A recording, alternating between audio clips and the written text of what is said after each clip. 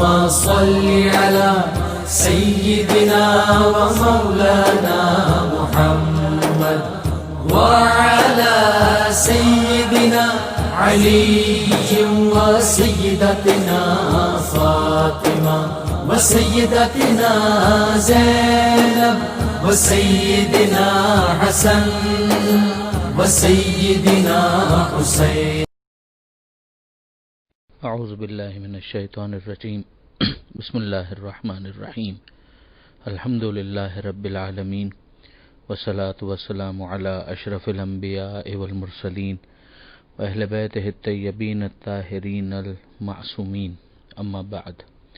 سورہ مبارکہ ہود آیت نمبر 98 سے آیت نمبر 108 98 سے 108. حضرت موسیٰ علیہ السلام تک بات پہنچی تھی اور یہ بیان کیا گیا کہ پروردگار عالم یہ ارشاد فرماتا ہے کہ ہم نے موسیٰ کو اپنی آیتوں کے ساتھ اور سلطان مبین کے ساتھ بھیجا فرعون اور فرعون کے جو خاص مصاحبین تھے، بڑے آدمی تھے، ان تک، اور ان لوگوں نے فرعون کی بات کا اتباع کیا جو کہ صحیح نہیں تھا.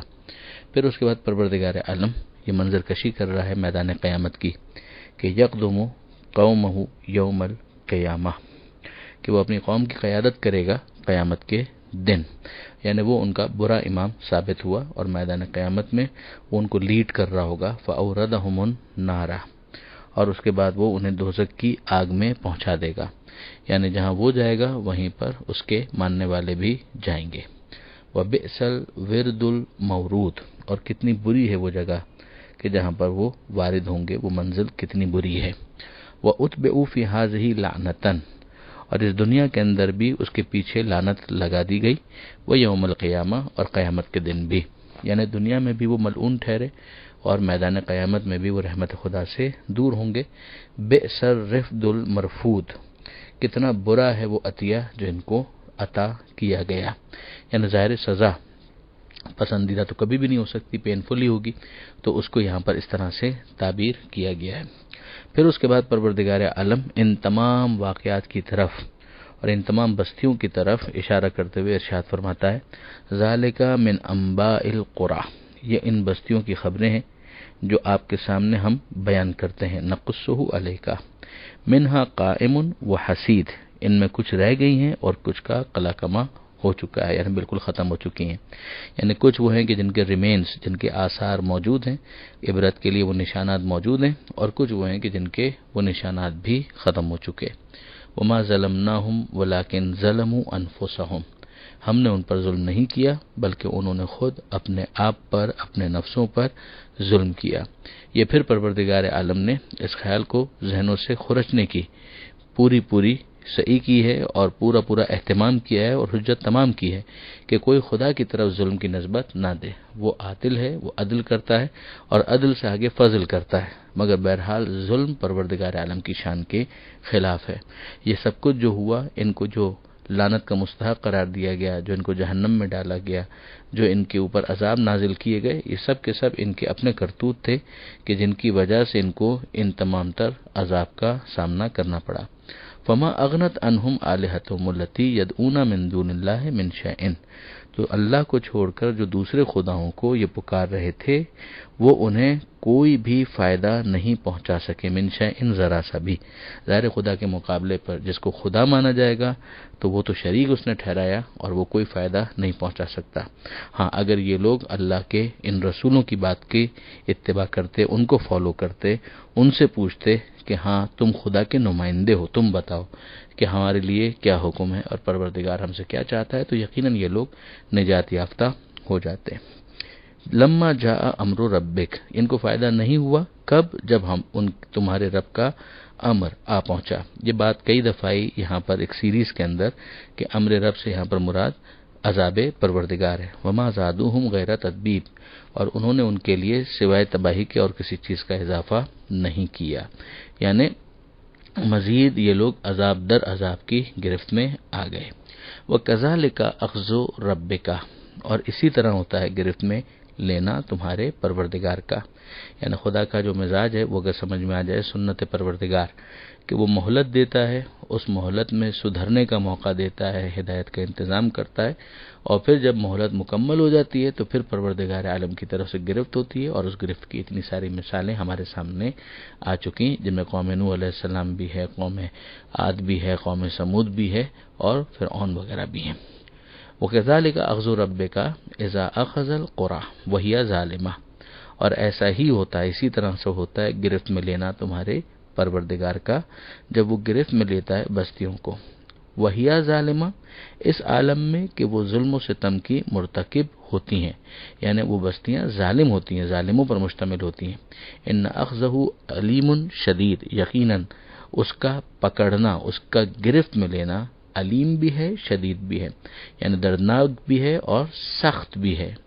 پھر ارشاد ہوتا ہے ان فی ذالک لآیۃ، ان سب میں نشانیاں ہیں، ان سب میں کس کے لیے؟ لمن خاف عذاب الآخرہ، کہ جس کے دل میں آخرت کے عذاب کا خوف ہو، یعنی جسے آخرت کے بارے میں تشویش ہو کہ اگر مجھے وہاں پر کھڑا ہونا پڑا، حساب کتاب دینا پڑا تو میرا کیا ماجرا ہوگا۔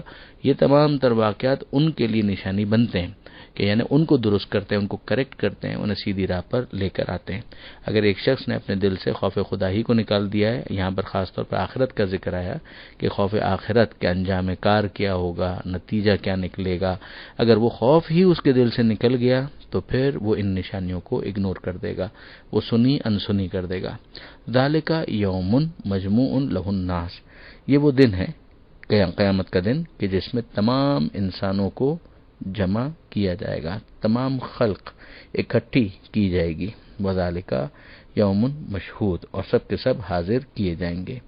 وما نؤخرہ الا لاجل معدود، اب اسی پالیسی کو سمجھایا جا رہا ہے کہ اس کو جو ہم ڈیلے کر رہے ہیں تو صرف اس مدت مقررہ کے لیے کہ وہ جو مدت ہے، وہ ٹائم پیریڈ ہے، وہ پورا ہو جائے، جو ہم نے مقرر کیا ہے مہلت کے عنوان سے، وہ مدت پوری ہو جائے۔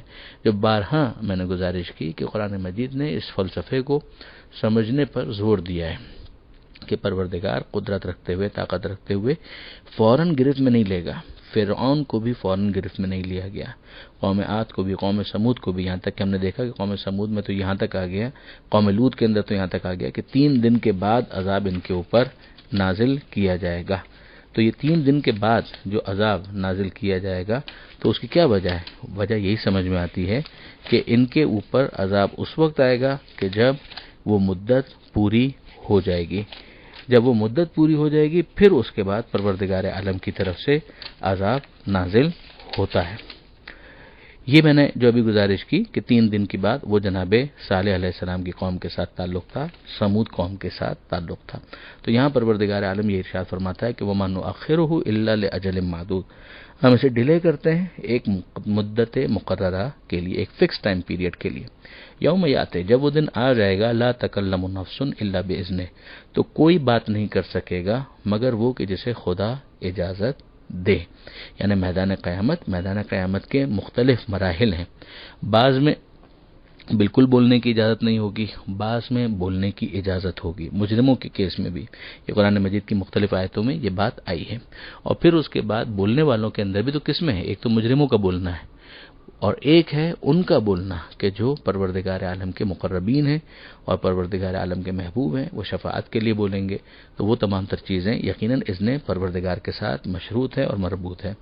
پروردگار فرماتا ہے کہ وہ دن جب آئے گا تو کوئی اذن پروردگار کے بغیر نہیں بولے گا۔ فَمِنْهُمْ شَقِيٌّ وَسَعِيدٌ، تو ان میں سے کچھ وہ ہیں جو شقی ہیں اور کچھ وہ ہیں جو سعید ہیں۔ شقی کا ترجمہ کیا گیا بد نصیب، یعنی جن کا برا حصہ ہے، بدقسمت، اور سعید یعنی خوش نصیب، یعنی جن کا اچھا حصہ ہے، اچھا ان کا شیئر ہے۔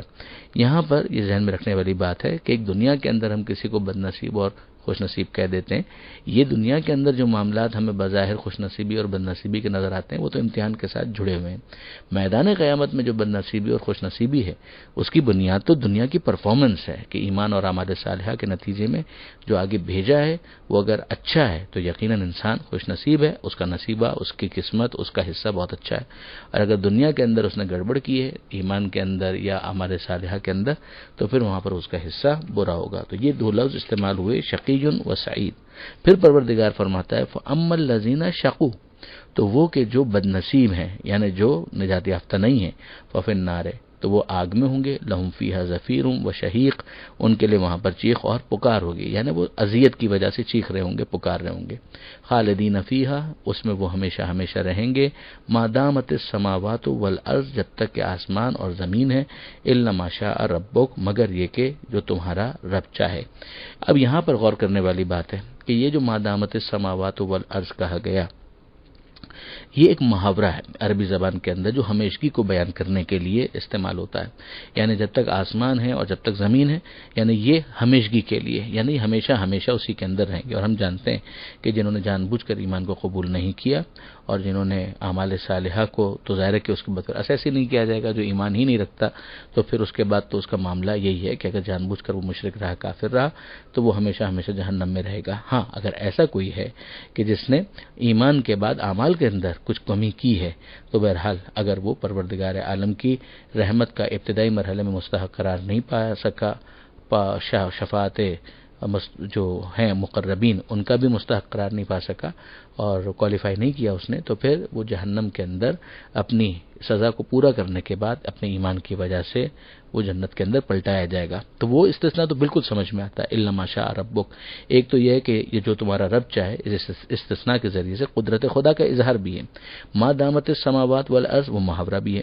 استثناء کے ذریعے سے یہ بھی سمجھ میں آ گیا کہ یہاں پر ان افراد کو ایگزمپٹ کیا جا سکتا ہے کہ جن کے اعمال کی کوئی کمی ہو لیکن ایمان کے اندر وہ درست ہوں، تو بد نصیب تو ہیں، جہنم میں تو جھلے، مگر پھر اس کے بعد وہ آ گئے جنت کے اندر۔ تو یہ بالکل سمجھ میں آنے والی بات ہے۔ ان ربک فعال لما یرید، یقیناً تمہارا رب وہ کرتا ہے جس کا وہ ارادہ کرتا ہے۔ وَأَمَّا الَّذِينَ سُعِدُوا، اور وہ کہ جو خوش نصیب ہیں یعنی سعادت مند ہیں، نجات یافتہ ہیں، فَفِي الْجَنَّةِ، تو وہ جنت میں ہوں گے، خالدین فیہا، جس میں وہ ہمیشہ ہمیشہ رہیں گے، کب تک؟ ما دامت السماوات والارض، جب تک کہ آسمان اور زمین قائم ہیں۔ پھر واپس وہی لفظ استعمال ہوا اور وہی محاورے والی بات کہ جو ہمیشگی کو بتاتی ہے، الا ما شاء ربک، مگر وہ جو تمہارا رب چاہے، یعنی اگر تمہارا رب چاہے تو ان کو بھی نکال سکتا ہے، تو بے شک اگر چاہے تو ضرور نکال سکتا ہے، مگر چاہے گا یا نہیں چاہے گا وہ آگے سمجھا دیا گیا کہ عطاءً غیر مجزوز، کہ یہ ایک ایسی عطا ہے جو قطع ہونے والی نہیں ہے۔ تو اس کا مطلب کیا ہے کہ چونکہ تمہارے رب نے نہیں چاہا کہ ان جنتیوں کو باہر نکالے تو پھر وہ نہیں نکالے گا اور وہ جنت میں ہمیشہ ہمیشہ رہیں گے۔ یہ قطع ہونے والی، جدا ہونے والی نعمتیں نہیں ہوں گی، یہ ہمیشہ ہمیشہ باقی رہنے والی نعمتیں ہوں گی۔ یہیں پر محاورے کے علاوہ بھی ایک غور کرنے والی بات ہے کہ جو آسمانوں اور زمین کا تذکرہ کیا گیا، تو قیامت کے ساتھ ہی یہ جو آسمان اور زمین ہے یہ تو لپیٹ دیے جائیں گے، تو پھر اس کے بعد ان کو بدل دیا جائے گا دوسرے آسمان اور زمین کے ساتھ، اور وہ آسمان اور زمین جو بعد میں ہوں گے وہ ظاہر ہے کہ قیامت کے ساتھ تعلق رکھتے ہیں، نہ انہوں نے ختم ہونا ہے اور نہ ہی ان میں کمیاں نہیں ہیں، مگر یہ کہ پروردگار چاہے تو اس کی تشریح کر دی گئی۔ یہاں پر آیت نمبر 108 پر یہ صفحہ مکمل ہوا۔ پروردگار عالم سے دعا ہے قرآن مجید پڑھنے، سمجھنے اور عمل کی توفیق عطا فرما، اور وارث قرآن امام زمانہ کے ظہور میں تعجیل فرما۔ وآخر دعوانا ان الحمد للہ رب العالمین، والسلام علیکم۔